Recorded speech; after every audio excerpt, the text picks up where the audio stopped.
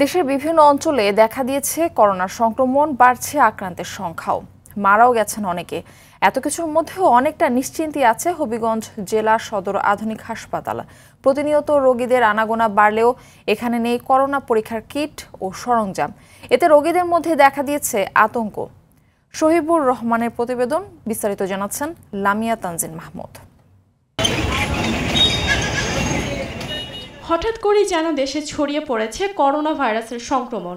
সবাইকে স্বাস্থ্যবিধি মেনে চলার পাশাপাশি হাসপাতালগুলোকেও প্রয়োজনীয় প্রস্তুতির পরামর্শ দিয়েছে স্বাস্থ্য বিভাগ। অথচ এখনও কোনো তৎপরতা নেই 250 হাজার হবিগঞ্জ জেলা সদর হাসপাতালে।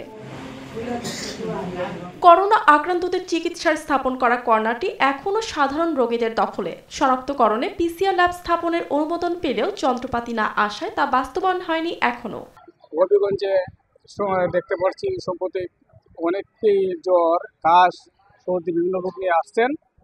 কিন্তু হবিগঞ্জে কোনো ধরনের চিকিৎসার কোনো ব্যবস্থা নাই। এখানে শুধু একটা প্যারাসিটামলের ভাতা দেয় আর একটা গ্যাস্ট্রিকের ভাতা দেয়। কোনো চিকিৎসা এখানে করানোর মতো কোনো সুযোগ সুবিধা আমরা পাই নাই। স্বাস্থ্য মন্ত্রণালয়ের অনুরোধ করি আপনারা ভালো একটা চিকিৎসা দেওয়া হোক। এদিকে কর্তৃপক্ষ জানিয়েছে চাহিদাপত্র তৈরি করে মন্ত্রণালয়ে পাঠানো হয়েছে। আমাদের বর্তমান হাসপাতালে আমরা আমাদের র্যাপিড অ্যান্টিজেন কিট ওটার স্বল্পতা আছে বা নাই। আমাদের সাথে আমাদের মিনিস্ট্রি এবং অধিদপ্তরের সাথে আমাদের জুম মিটিং হয়েছে।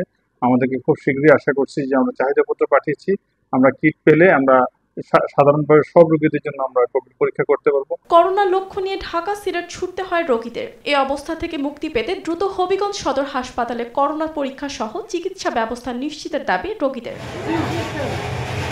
লামিয়া তানজিন মাহমুদ, RTV।